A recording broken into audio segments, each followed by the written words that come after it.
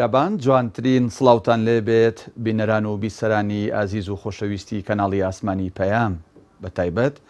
بەرنامەی کاتژمێر 7 خۆشحاڵم خۆی پەروەردگار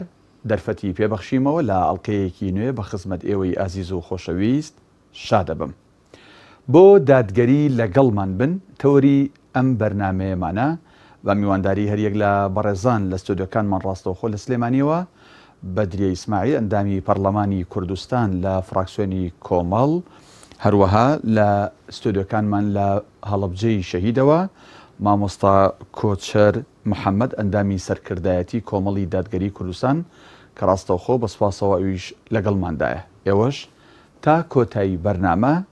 بینەر و بیسەرمان بن. بەدرێ خان سڵاوی خۆت لەبێت سوپاس بۆ ئامادەبوونت. دروشمی ئەم جارەمان وەکو کۆمەڵ بۆ باڵێن هەڵبژاردننی پێشوەختەی عراق کە بڕیارە لە دەیدا ئەنجام بدرێت ئەوەی دەڵین بۆ دادگەری لەگەڵمان بن. ئەم دادگەریە چەسپاندنی ئەم دادگەریە چ مهمیەکی هەیە بۆ دەنگدەر و بۆ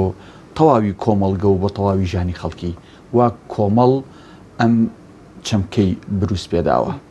بەنای خۆی بەخشندەی میهرەبان سڵاو ڕێز و حرمەت و خۆشەویستیمەیە بۆ بینەرانی کەناڵی ئاسمانی پەیام سواز بە جەنابتان و دەرفەتێ بۆ منتان ڕخسان و سڵاو ڕێزمەی بۆ برای بەڕێزم مامۆستا کۆچەر سەبارەت بۆ پرسیارەی جەنابەت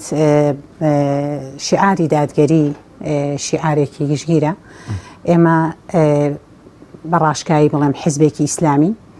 و بەکردەوە هەڵگیری بەڕاستی ئەو پەیام و شیعارەی و بەکردەوە سەلماندومانە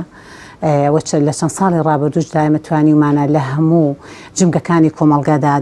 دادگەری بچەسپێنی و دادگەری بەرقەرار بکەین.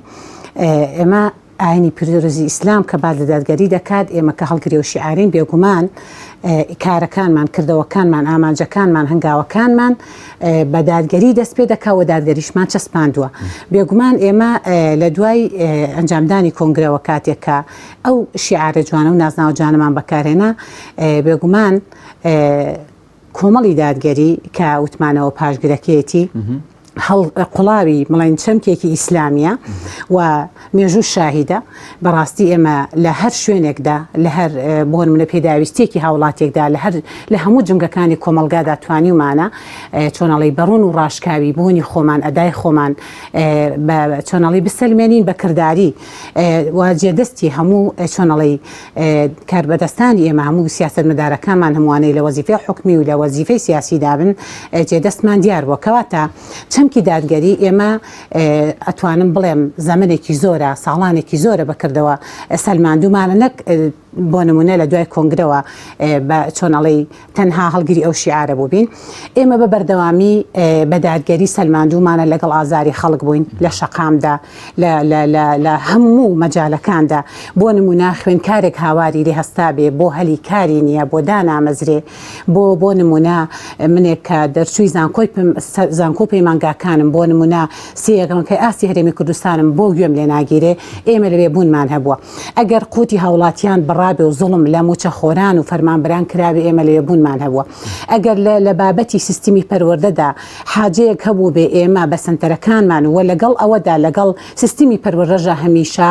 لەگەڵ هاوغەم بووین لەگەڵ مامۆستاکانە لەگەڵ وانەبێژانە لەگەڵ گرێبەستەکانە لەگەڵ هەموو ئەوانەدا بۆیە ئەتوانم ئێمە ئەوە بڵین بەکردەوە سەلماندومانە حاجەی کۆمەڵگا حاجەی هاوڵاتیان حاجەی میلەتەکەم حاجەی هەرێمی کوردستان لەکوێدا هەبوو بێ کۆمەڵی دادگەری لەوێدا هەبووە بەکردەوە سەلماندوێتیەوە لە سنتەرەکانمان چەندین هەزار خوێنکارمان هەیە لە هەموو بوارەکاندا چەندین گەجمان پێگەیاندووە چەندین مامۆستامان پەروەردە کردووە پێشکەش بە کۆمەلگامان کردووە لە بواری تەندروستیدا بە فەزلی خواوە لە هەموو شارەکان لە زۆربەی شار و شارۆچکەکانە ئێمە نەخۆشخانەی بەخشینمان دامەزراندووە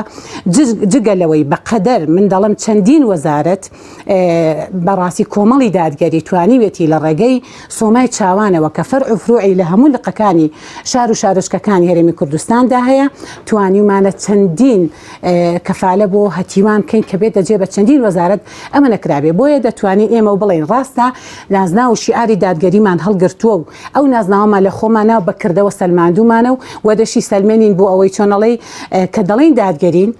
و بۆ ئەوەی تەنها لەگەڵ خۆمانە بۆ دەرەوەی خەڵکیش و بۆ ناو خەڵکیش لەگەڵ هەموو ئازارێکی خەڵک دابین ئێمە تەنها بۆ ناو خۆمان و بۆ ناو حیزبەکەمانە ئێمە بە ئەرکی ئینسانی خۆمان مەبدەئیان کار دەکەین لە هەر شوێنێکدا بوونمان هەبێ ئینشاڵڵا جێ دەستمان زۆر باشە مامۆستا کۆچەر دێمە لای جەنابێت وەکو سەرکردایەتی کۆمەڵی دادگەری کوردستان ئەو دروشمەی بۆ ئەم هەڵبژاردنە بەرزتان کردوتەوە کە دەڵێن بۆ دادگەری لەگەڵمان بن دیارە ئێوە هەستان بە فەراغی دادگەری کردووە چ لە هەرێمی کوردستان چ لە عێراق بۆیە ئەم دروشمەتان بەرز کردوتەوە دەتانەوێت لە داهاتوودا بیکەنە کردار هەر بە فعلی دادگەری دروشمی دادگەری با بڵێن غیابە لە نێو هاوڵاتیان و لە نێو حکومڕانی و سیستەمی حکم چ لە هەرێمی کوردستان چ لە عێراق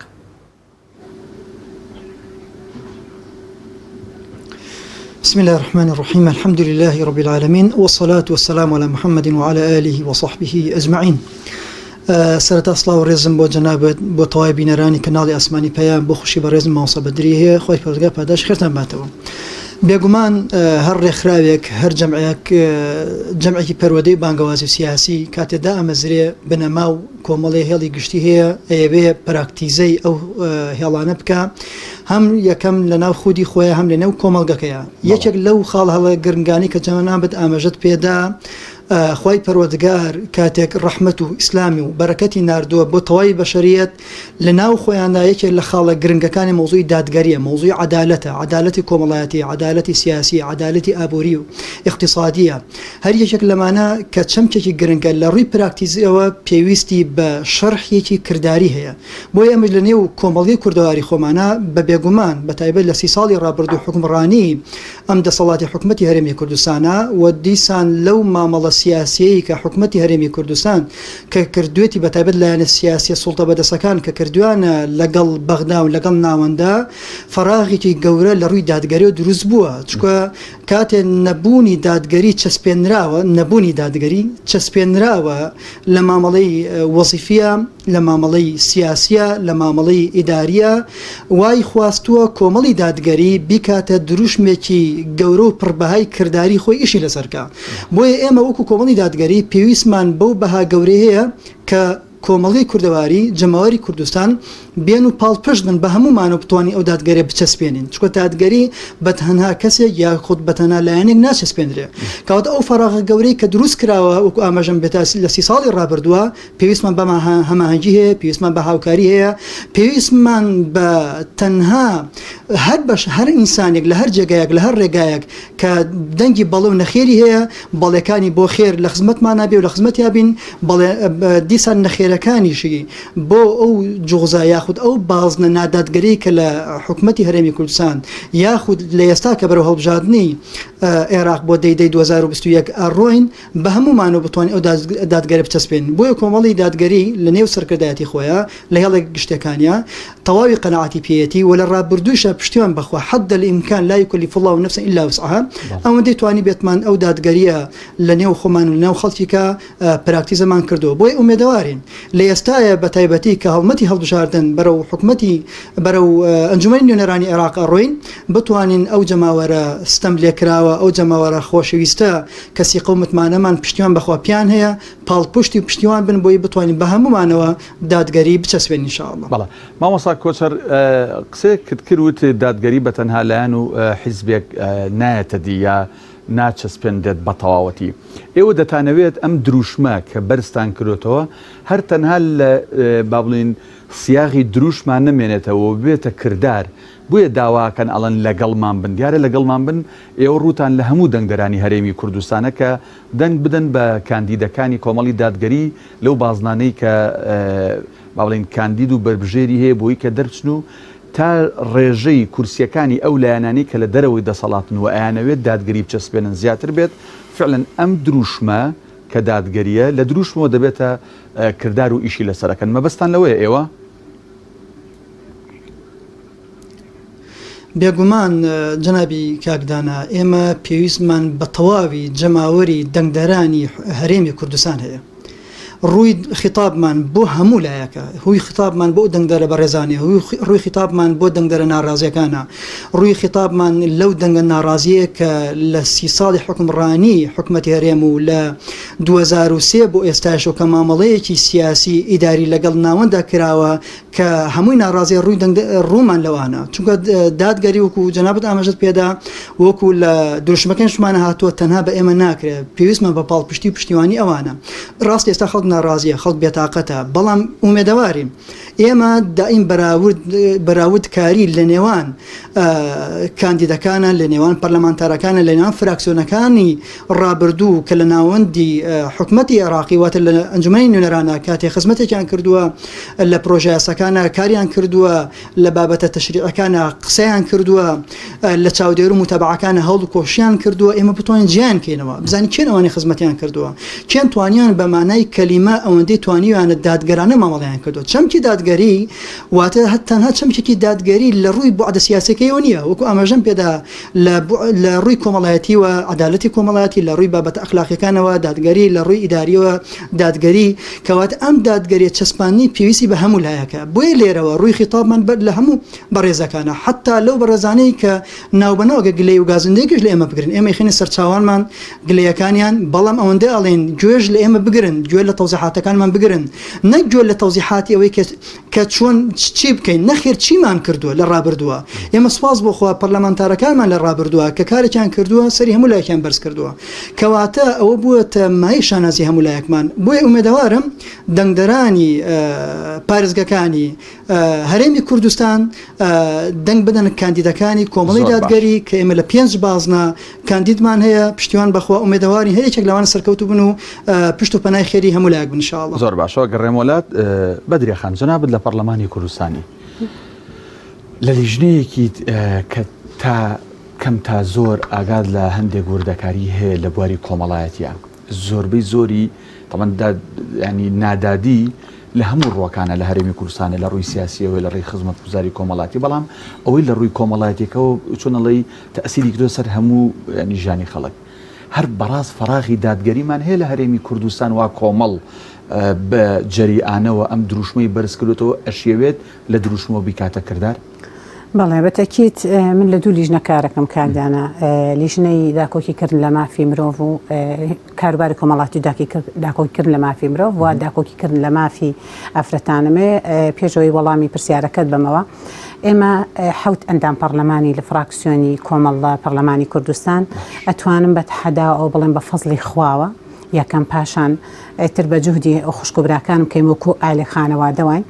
هەرێکێکمان بە ئەندازەی 30 پەرلەمانتار کاری خۆی، کاری ئیداری خۆی لە لیژنەکانە جێبەجێیەکە، هەرێکمان لە دوو لیژنە بەشدارین، بەرهێکێکمان بە ئەندازەی 30 پەرلەمانتار کار وەزیفەی خۆمان جێبەجێیەکەین. ئەگەر بۆ نمونە لە هەر شوێنێک ئێمە بەپێی پەیڕەوی ناوخۆی پەرلەمان دەبێت ڕۆژان یەکشەمە لە نووسینگەی پەرلەمان هەرێکەمان لە نووسینگەیەک دەوام بکەین، بۆ نمونە دهۆکە، هەولێرە، هەڵەبجەیە، هەولێرەوە هەر بۆ خۆی پەرلەمانە مەفروضە ئیسپات وجودمان هەبێ بۆ جێبەجێکردنی داواکاری خەڵک بە دەمەوچوونی کێشەکانی خەڵک، بۆ وەرگرتنی پێشنیار و یاداشتەکانی خەڵک. جار هەبووە من وەکو خۆم وەکو خوشکوبراکانم لە فراکسیۆن کارێکمان کردووە پەیوەندی بە لیژنەی پێچە داراییەوە بۆ بێ شارەوانیەوە بێ یاساییەوە بێ هەتا دوایی، بۆ نمونە ئەوەمان تحدید نەکردو من لە چ لیژنەیەکم تەنها بێ ئەو کارە جێبەجێ بکەم، کاری لیژنەی پەروەردەییمان کردو، هی داراییمان کردو، هی شارەوانیمان کردووە، هەموو لیژنەکان هەر کارێکی هاوڵاتی هاتوێتە لای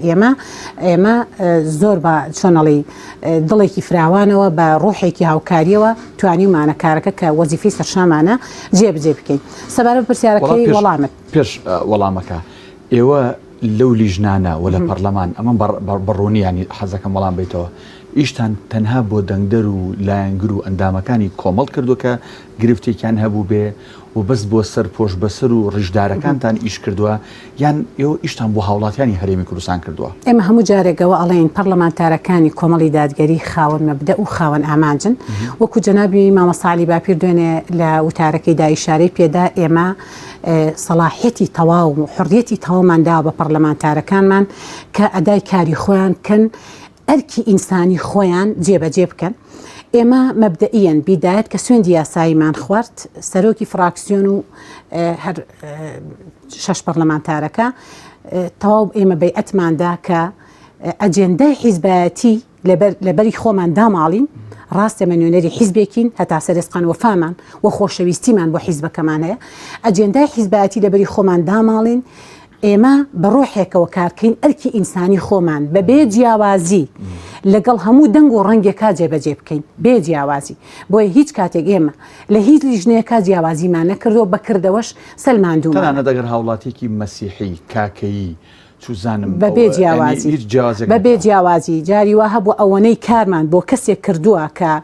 دوور بووە لە باگراوندێکی ئیمانی بۆ مەسیحیمان کردووە بۆ کاکەیمان کردو بۆ هەر کەسێک هەر هاوڵاتێکی ئەمەرێمە هەر پێداویستێکی هەبووە ئێمە زۆر بە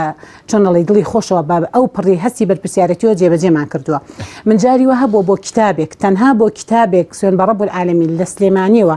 چوومەتە هەولێر تەوقیعێکی منی پێویست بووە لەبەر ئەوەی قەدەرەن وا ڕێکەوتووە لە بەرێم بڕیاردەری لیژنم سەرۆک و جێگر لەوێنە بووە لەبەر ئەوەی مەترسی هاوڵات ینی ژیانی ئەو هاوڵاتیە لە مەترسیدا بووە ئەتر ئەو مەترسیە لە ڕووی تەندروستیە بوو بێ لە ڕووی ئەمنیەوە بوو بێ لە هەر ڕوێکەوە بوو بێ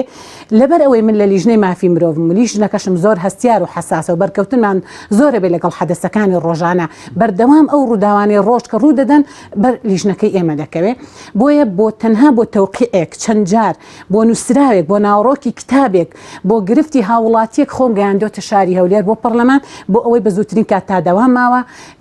بۆ نمونە بیکەمە یاداشتێک یا کتابێک ئاراستەکەم بۆ جاری وا هەبووە هاوڵاتیەکە ئەوەنە وەزعی تەندروستی ناجێگیر بووە یا ژیانی لە مەترسیە بووە بەس بۆ ئەوەی کە لە ناوەڕاستی هەفتەیە بووە زۆر بە سەرعی کتابەکە ئاراستەی سەرۆکایەتی هەرێم یا سەرۆکایەتی پەرلەمان یا بۆ نمونە حکومەت بکەم هەرێکێک لە ئێمە هەموو هاوڕەکانم بەو ڕوحێتەوە ئیشیان کردو هاوڵاتەکە کۆمەڵیش نەبووە بە هەر مستحیل ئەوەندە ئیشمان بۆ غیری کۆمەڵ کردووە بە ڕوبعێکی بەڕاستی من نازان بڕوان ناکەیشان بۆ ئەوانی خۆمان کردێ بەڵام سەبارەت بە پرسیارەکەی جەنابەت بە تەئکید ئێمە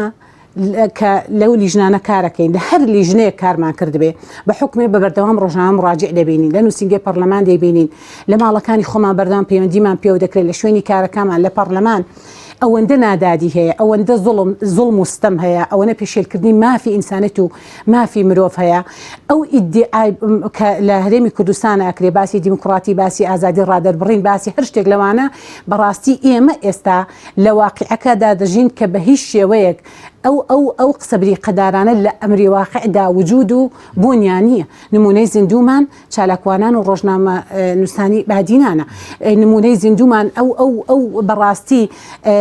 هەموو گەنجە جوانی کە سەری خوان هەڵدەگرن کۆچی بە لێشاوی گەنجان کە سەرمایەکی مرۆی ئەم وڵاتن ئەگەر ئازادیەک هەبێ ئەگەر بۆ نمونە مەوایەکە بێ ئەگەر هەری کارێکە بێ ئەگەر گرنگیدانێک بە توێژی گەنج و توانای گەنج و ڕۆڵی گەنج بدرێ بۆ هەرێمی کوردستان ئاوای لێدێ ئەنی ئەگەر ئێمە لە چەند مانگی ڕابردووە دیراسەمان کرد لە شاری ڕانە چەند هەزار گەنج ئەگەر هەر ئاوا بەردەوام بێ و حکومەت بە ئاگانایەتەوە بەڕاستی هەلی کار بۆ گەنجەکان نەڕخسێنە و مژدەیەکی دڵخۆشکرد بۆ گەنجەکان لە خاتەڕوو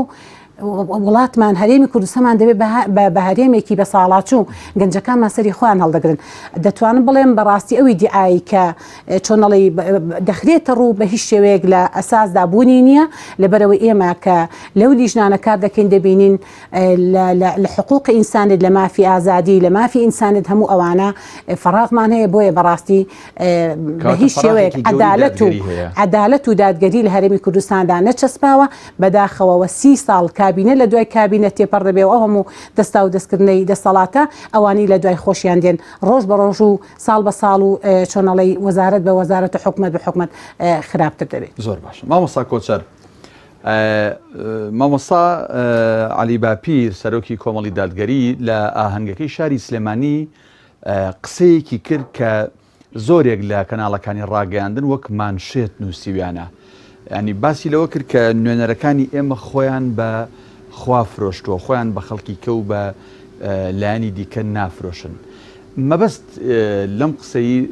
جەنابی سەرۆک چی بوو ینی خوێندنەوەی تۆکو سەرکردایەتێکی کۆمەڵی دادگەری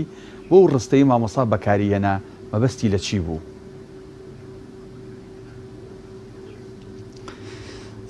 خواهی پەروەردگار فەرمێ إن الله اشترى من المؤمنين وأنفسهم بأموالهم بأن لهم الجنة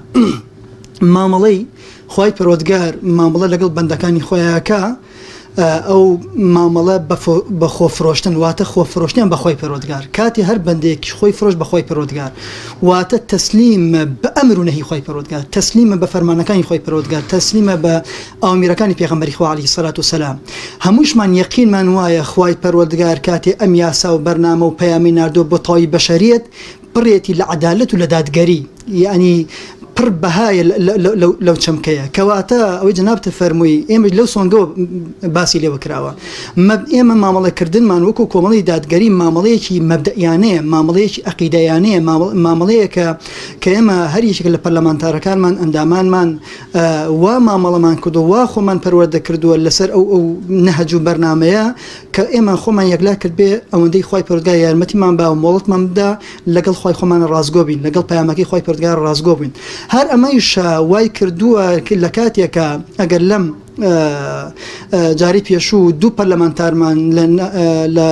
ئەنجومەنی نوێنەرانی عێراق و حەوت پەرلەمانتارمان لە پەرلەمانی کوردستان ینی سنگ و بەهای 20 پەرلەمانتاریان هەبێ ئەو بەها گەورەکە لەوێ دەردەکەوێت چونکە هەر یەکێک لەوانە کاتێ تۆ دێ ماوەڵە لەگەڵاکە ئەوەی جرای مامۆستا ئاماژەی پێدا لە زۆربەی بەرنامەکانش ئاماژەی پێدراوە سەیرەکە یەکێک لە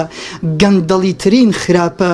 لەم جۆرە مامەڵە ئیداریانەوەیە کە وەزیرە گەزیرە پەرلەمانتارە مامەڵە بەواژۆکەیەکە مامەڵە بە مامەڵەکەیەکە مامەڵە بە کورسیەکەیەوەیەکە ئێمە سپاس بۆخوا پەرلەمانتارەکانمان یا لەو پێش وەزیرەکانمان یا ئێستا ئەو بەڕێزانەی کە لە حکومەتەی خۆجیەکانە بوونیان هەبووە هەر یەکێک لەوانە خوای پەروەردگار پاراستونی لەو مامەڵە خراپە بۆیە ئەو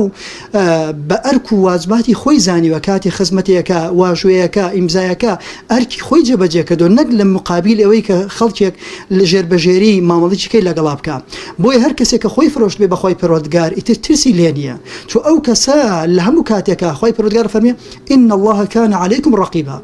لە هەموو شوێن و جێگایەکە خوا بە مراقیبی خۆی زانێ خوا بە چاودێری خۆی زانێ ئیتر ئەو کاتە پەرلەمانتار چاودێریەکە حکومەت چاودێریەکە خەڵک چاودێریەکە ئەو شتانی شتانێکی جزئین چکە کاتی کارێکەکە تەنها لە پێناوی خۆی پەروەردگارێکە ئێمە سپاس بۆ خۆ پەرلەمانتارەکانمان لە ڕابردووە تاقی کراونەتەوە تاقیکردنەوە نەک بە مانایەک بڵێم تێپەر بوون خەڵک پێی نەزانی بێ هەر بۆ نمونە تۆ چۆن جیاوازی ناکە لە نێوان پەرلەمانتارێکە ئەو پارەی خۆی وەرێگرێ کە لەوەچە خەڵکیکە بە جیاوازتر کە وەریگرت پێ بە زیادیشە بۆ خۆی خوارد بێتی بەڵام ئەم حەدە لە ئیمکان پابەند بۆ بەو یاسا و ڕێسایی کە حیزب بۆ دانچ بۆ خۆی لەگەڵەوەشە خۆیشی بامان شێواز بەخشیوێتی لەگەڵشیان پەرلەمانتارمان هەبووە لە سەفقەی سیاسی ویستوانە مامەڵەی لەگەڵا بکەن بە تایبەتی لەو هەڵبژاردنانەی ناوەندی ئەنجومەنی نوێنەرانە چەندەها پارەی خاڵی خراوەتە بەردەسی بەڵام تەسلیمی ئەو ئیرادەیە نەبوو ئەمەش خۆفرۆشتن بەخوای پەروەردگار دێگەر ئەمە نەبووایە ئێمە هەر لەوەی شەوای کە دو قیاداتی کۆمەڵی دادگەری بەستی قەومەتمانەوە پەرلەمانتارەکان ئەنێرەتێ بێ هەر یەکێران بەس تەنها هێڵە گشتەکانیان بۆ دیاریەکە لە بەدەر لەوە هەر یەکێک لە پەرلەمانتارەکان بۆ خۆیان ئازادن کە چۆن مامەڵەیەکەن لەو هێڵە گشتیانە خزمەت بە هاوڵاتیان بکەن هاوڵاتیان ئیتر ئەوەی پرسیارەکەیشی کە عەرزی مامۆستا بەدرەی بەڕێز کرد ئێمە هاوڵاتیان لەسەر مامەڵەی ئەوە مامەڵەی لەسەر ئەو کەسە ناکەن بۆ ئەم کەسە مسلمانە مەسیحیە یا هەر کەسێکی نەخێر ئێمە هەر یەکێک لە تاچی هاوڵاتیانی هەرێمی کوردستان ئێمە کە بەرپرسیارەتێکمان هەبوو عدالەتی خوای پەروەردگار واجبی کردووە لەسەرمان کە باش بین لەگەڵیانە عدالەتی خوای پەروەردگار واجبی کردووە لەسەرمان کە مامەڵەمان جوان بێ لەگەڵیانە ئەخلاقیانە مامەڵە بکەین واتە ئەگەر حتا لە مەوزوعی دادگەری لە مەوزوعی حکومە ئەوە چەندان نمونە لە ژیانی پێغەمبەری خوا عەلەیهی سەلام یا سەردەمی ئیمامی عەلی ڕەزا ڕەحمەتی خوای لەسەر بێ کە باسی لێوە کراوە کە چۆن دادگەرانە مامەڵەیان کردو ئێمەش دیسان پشتیوان بەخوای پەروەردگار خوای یارمەتیمان با دیسان ڕێگە و شوێنی ئەوان ڕۆشن نەکەون ئینشاءالله زۆر باش مامۆستا کۆچەر ئەگەر من لە جەنابەت بپرسم بە حکمی جەنابەت ینی هەم خەڵکی هەڵەبجەیت و هەم دانیشتووی ئەو پارێزگایی کە ئێستا با بڵێن بازنەی سی پارێزگای سلێمانی و مامۆستا ئەحمەدی حاجی ڕەشید لەوێ کاندیدا ئەوەندەی ئاگادار بیت چ لە سەرکردایەتی چ وەکو کەسایەتێک لەگەڵ مامۆستا ئەحمەدە مامۆستا ئەحمەد هەر بەڕاست چی کردووە لە ڕابردوو بۆ زیان لێکەوتوانی بۆ نمونە کیمیایی باران بۆ بە پارێزگابوونی هەڵەبجە یان لە بەرنامە و ئەجەندای کۆمەڵ لە ڕێی کاندیدەکەیەوە کە مامۆستا ئەحمەدی حاجی ڕەشیە دەیەوێت چی بکات بۆ داهاتوو بۆ پارێزگای هەڵەبجە و زیان لێکەوتوانی کەسوکاری کیمیایی باران حتا ئەوەی جناوی مامۆستا ئەحمەد ئاماژەت پێدا لە یەکەم پەرلەمانتارمان کە لە 2005 کە چووەتە ئەنجومەنی نوێنەران بەڕەحمەتی بێ مامۆستا ناسیح بەڕەحمەت بێ مامۆستا محەممەدی سەنگاوی خی پەروەردگار تەمەنی پرخێرکە جناوی مامۆستا غازی مامۆستا محەممەد ئەو برابەرزانە جناوی مامۆستا عەلی باپیر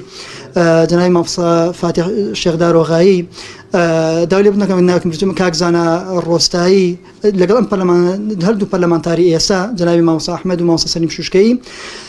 لەو پرۆگرام و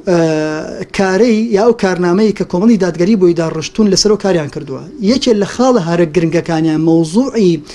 بەناساندنی جونۆساید ناساندنی کیمابارانی کەیسی کیمابارانی هەڵەبجە بووە کە کاری جدیشیان لەسەر کردووە بەڵکو کۆمەڵ هەنگاوی باشی بڕی طبعا خۆیان و هاوکاری کێشیان نەبوو لە پەرلەمان تارەکانی کە ئینسان بێ ئینساف و مامەڵە بکە بەڵام هەر یەکێک لەمانە بجددی کاریان لەسەر کردووە جناوی مامۆستا ئەحمەد هەر تازەترین هەواڵی لەم هەفتەی ڕابردووە لەگەڵ باڵێن سوبێتم لیژنەکە ئەگەر لیژنەی پلاندانان بوو یان یەکی لە وەزارەتەکانی کە وەزارەتی حکوومەتی عێراقی هاتوونە تێرە ڕۆشتونتە بیارە ڕۆشتونتە تەوێڵە بۆی لە ڕووی سلکی ئیداری پارێزگابوونی هەڵەبجە هەر چۆنیان کردبێ بکەوتە سەرسکە بەڵکو گلەی و گازندەکە هێندەی لە حکوومەتی هەرێمی کوردستان هەیە بە پارێزگابوونی هەڵەبجە لەوانی کە نەبووە چکوە ئێستا زانین مۆزوی ڕقەمە ژمارە حکوومەتی عێراقی ژماری پارێزگای هەڵەبجەی دانیاوە بەڵام ئێمە زۆرجار لە کەناڵەکانیشەوە گوێبیستیەوە نابین ناو بەناو ینی زۆرێک لە وەلاخستنی تیا کە بڵێ پارێزگای هەڵەبجە جناوی مامۆستا ئەحمەد لەو کارانە لەگەڵ کۆمەڵی قوربانیانە پەرلەمانتارەکانی پێشمان چ جناوی مامۆستا ئەحمەد حتا پارەی سیاری خۆیانیان فرۆشت بۆ ئەو بەڕێزانە بەڵکو بەواجبیە زانین تەنها ئەم قسەمان بۆ بیرخستنەوەی بۆ دەنگدەر بۆ قسەی بەراوردکاریە نەخوانەخواستە بە منەتکاری چکە هەر یەکێک لە پەرلەمانتاری ئێمە کە ئیشی کردووە وەکو عەرزم کردی بەواجبی سەرشانی خۆی کردووە ئێستاش سوپاس بۆ خوا لەم سنوورەی کە جەنابەت باسیەکە کە ڕوومان سوورە جەنابی مامۆستا ئەحمەد زۆر شەفافانە زۆر جۆرە بێوێرانە داکۆچی کردووە لە بودجەی ساڵانی ڕابردوو بە هەمیشەی جەنابی مامۆستا ئەحمەد یەکێک لەو پەرلەمانتارە جەری و بیوارانە بووە کە هەڵی داوە بودجە لە ساڵە تازەکانە بۆ پارێزگابوونی هەڵەبجە دابین بکرێ بەڵکو زۆرجار لێرەوە ئەرقەلەی ئیداری دروستکراوە بۆ ئەو بودجانەکە وەکو پێویست جێبەجێ نەکرێ ئەوەی جەنابی مامۆستا ئەحمەد لەگەڵ جۆرە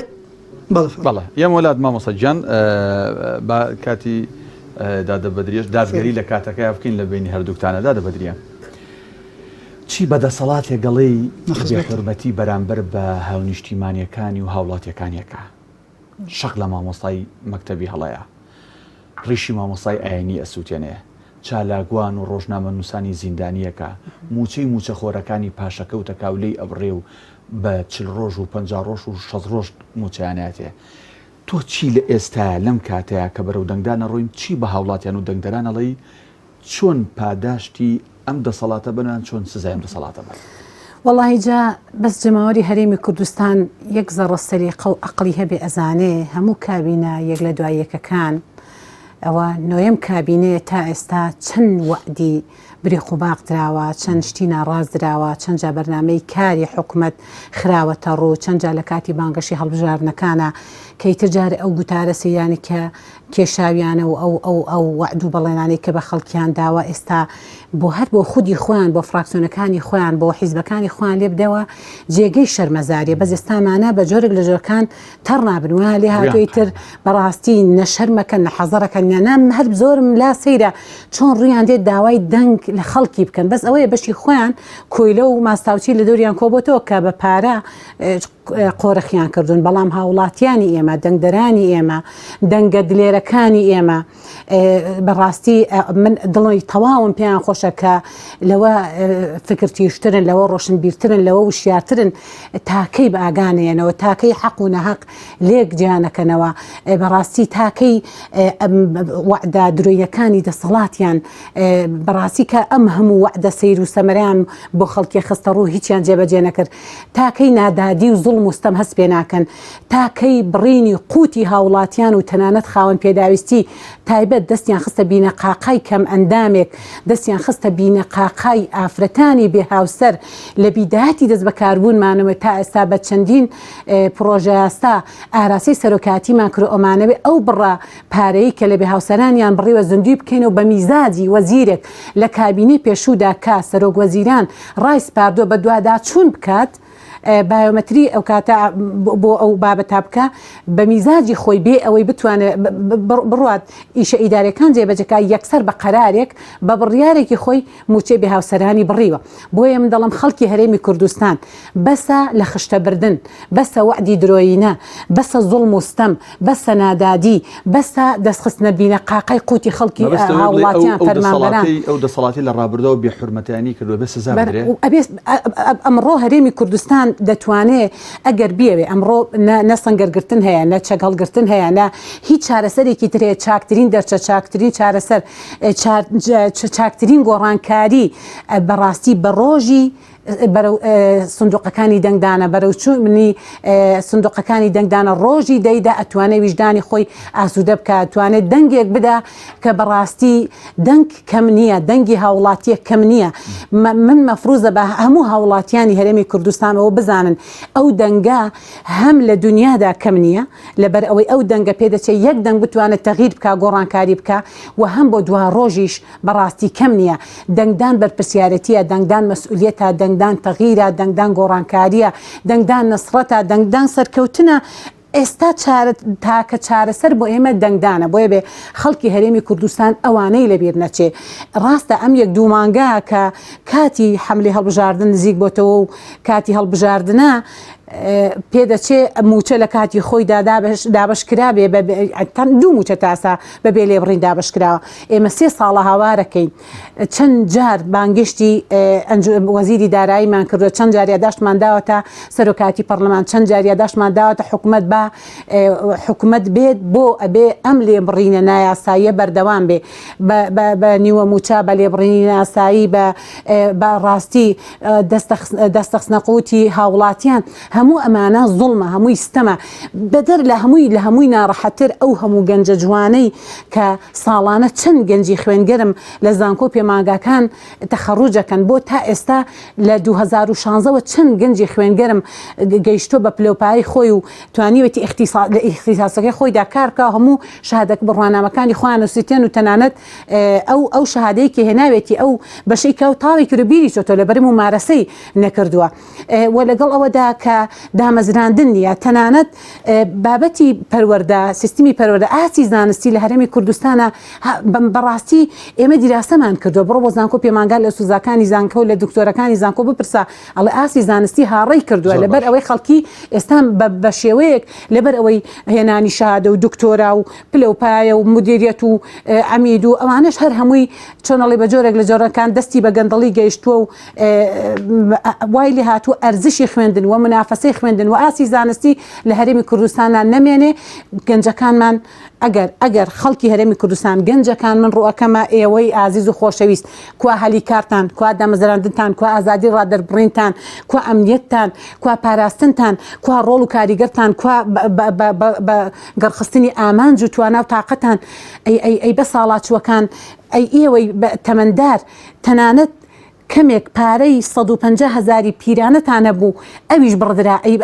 ئەی خاوەن پێداویستی تایبەت هەجنا با موچەکانتان هاوتای موچەی عێراقی لێ بکرێ تاکەی ئێوە بە ئاگانانەوە تاکەی نایەنە دەنگ تاکەی ناتانەوێت گۆڕانکاری بکەن. ئەی ئافرەتە بێ هاوسەرەکان هەموو ئەوانەی هەرێمی کوردستان تۆزێک ژیری هەبێت جگە لە کۆیلەکانی خۆیان کە بە پارە قۆرخیانکردن و کڕیویانن وشیار بن ئەزانن کە بەڕاستی لە هەرێمی کوردستاندا چی دەگوزەرێ، ئەزانن کە بەڕاستی چی کرا بۆ هۆڵاتیان و چ زڵمستەمێکیش کراوە. بەڵام لە ڕابردووە یەکێتی و پارتی یەکێتی باسی لەوە کروتی هەلی کار و ئارامی، ینی تۆ کەواتە ینی ئەمە بەس بە دروشمێگە بینیت و نە هەلی کار بۆ خەڵک ڕەخسا و نە ئارامیش لە کوردستان نبوو. پارتیش لەو لاوتی کوردستانێکی بەهێز توێسە باست کرد ئەمە وەزعی کوردستان و پیر و گەنج و سزادراوان و چوزانم ئەمانە بێ کوردستان چۆن بەهێزە بێ کابێ ئەمانە بەس دروشم بوون هیچی جێبەجێ نەکرا. واقعەکە کاک دانا و بابەتێکی من باسم کرد ئەم شیعارانێک کە هەردوو حیزبی دەسەڵات خستیانە ڕوو بەداخەوە لە ناوەڕۆکە هیچی نەکران بەکردار. ئێمە کاتێک کە کابینەی نۆ لە پەرلەمان متمانی پێدرا کاتێک کە بەڕێستەرۆکی حکوومەت سوێندی یاسایی خوارد کارنامەی خستە ڕوو من كاتێکیش هاتە پەرلەمان ئەو پرسیارەم ئاراستە کرد وتم بەڕەسەرۆکی حکوومەت جەنابەت کاتێک کارنامەت خستە ڕوو دنیایەک لە هیوا ئومێت لای خەڵکی هەرێمی کوردستان دروست بوو تایبەت و تایبەتر گەنجان بەڵام تا ئێستاوە لە 2016ەوە یەک گەنجێک پێم بڵێ جگە لە تەسکی حیزبی لە پشتیوانی حیزبی لە پشتگیری حیزبی هەردوو دەسەڵات چه هاوڵاتیەکی اعتیادی کە تەسکی حیزبی نەبوو بێ تەعین بوو بێ دامەزرا بێ یا لە بەرزکردنەوە هەبێ شتێک لەم باوە تەنها دروشم بۆ هیچ شتێک لە مەیدانی ئەمەلا ئێمە وەکو پەرلەمان کە لەبەر ئەوەی بەناو دام و دەستگاکاندا چاودێری دەکەین شتێکی وامان نەبینە مای دڵخۆشی بوو بێ بۆ دانیشتوانی هەرێمی کوردستان. مامۆستا کۆچەر لەم ڕۆژانەیە گوێمان لێ بوو بەرپرسێکی باڵای یەکێک لەم حیزبە دەسەڵاتدارانی هەرێمی کوردستان ینی زۆر شانازی بەوە ئەکرد کە تاوانبارانی کیمیاباران ئەنفال جینۆسایی دوێرانکردنی گوندەکانی ئەم کوردستانە ئێستا لە هەولێر نیشتەجێن و بەڵکو ینی لە بارودۆخێکی زۆر ئەمین و ئومانان دەردێڵ ینی زۆر شانازی بەوە ئەکرد ینی هەڵوێستی با بڵێن ئەبێ خەڵک بە تایبەت بازنەکەی ئێوە کە بازنەیەکن چ سەی سادق چ پێنجێن شارە زۆر چ هەڵەبجا کە بەڕاستی بەدەست بەعسەوە بەدەست ڕژێمە یەک لە دوای یەکەکانی حکوومەتی عراقیەوە کەمیان پێ نەکراوە کەم شەهید و قوربانی نەدراوە ئەم شانازیە لەلایەن ئەوانە بۆچیە گەڕێتەوە تۆ چیشت هەیە بۆ دەنگدەران بەڵام ئەگەر وەڵامەکان کورتکەیتەوە چکە کاتم کەم ماوس باس دەکەم.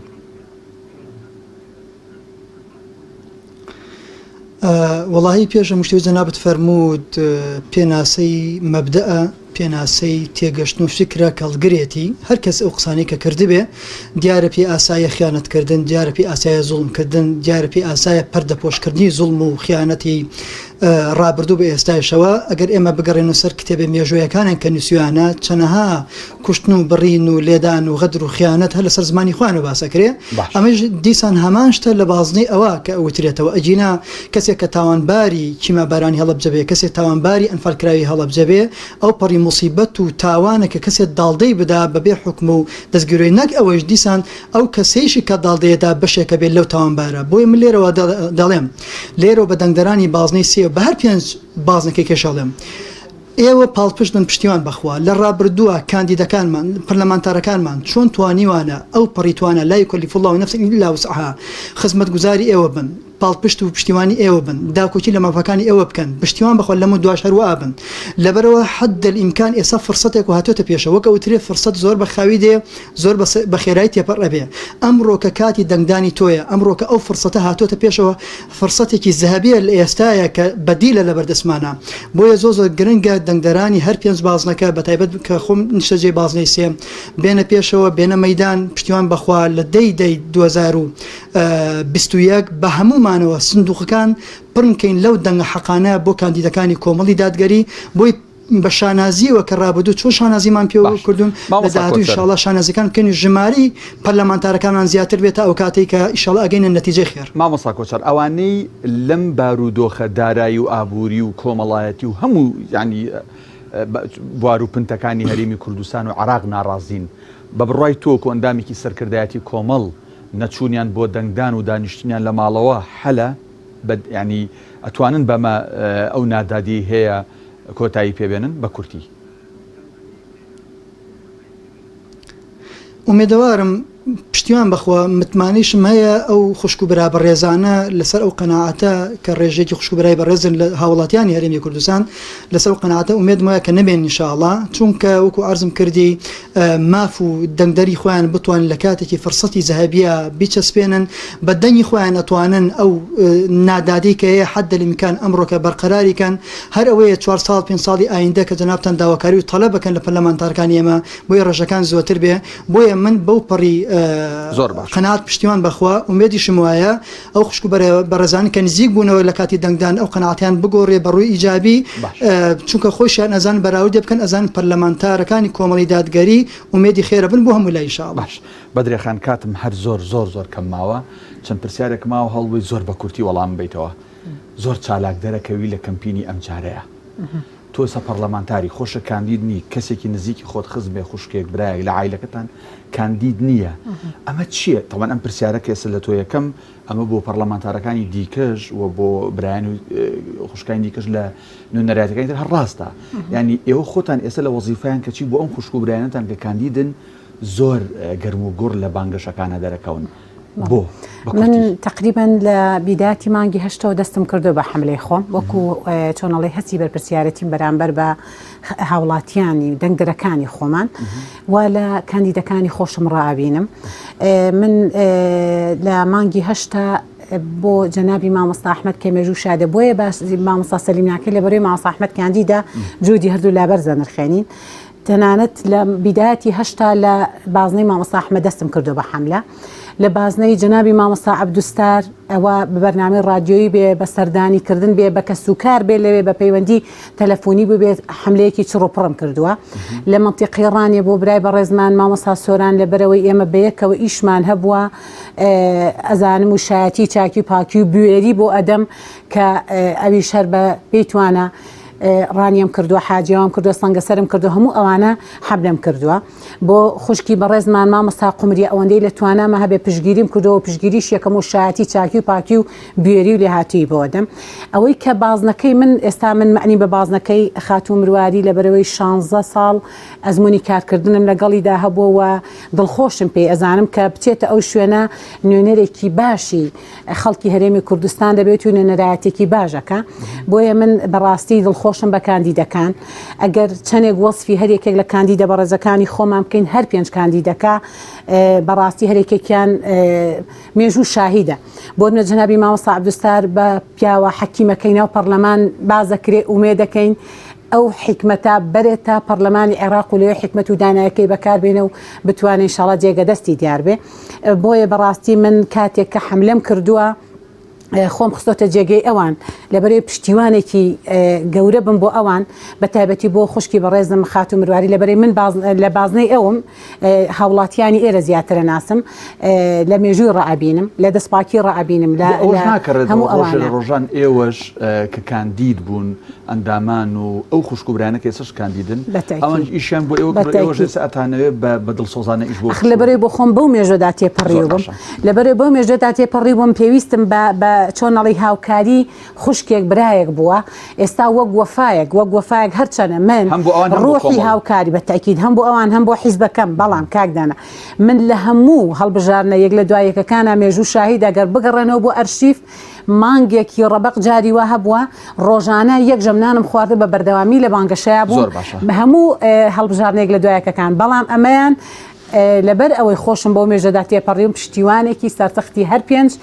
بەربژێرەکەی کۆمەڵی دادگەریم و هەرچی تواناشم هەیە سەرف یەکەم ئەم چەند ڕۆژەی کەماوە لەبەر ئەوەی لە توانایان لە ئەدایان لە دەستپاکیان لە هەموو ئەوانە زۆر جوانە لە ئەندامانی کۆمەڵە هەیە گرنگی بەشداریژنان لە هەڵبژارنەکانە و دەنگدان بە کاندیدیژن بەستخوا زۆر بە کورتی کاتم نەماوە مەبەستت لە ئەڵێم گرنگی بەشداری ژنان تا چەند گرنگە بەشدار بن لەم پرۆسێ و دەنگیش بن بەو کاندیدانی کە ئافرەتن لە بازنەکانی خوان بۆ نمونە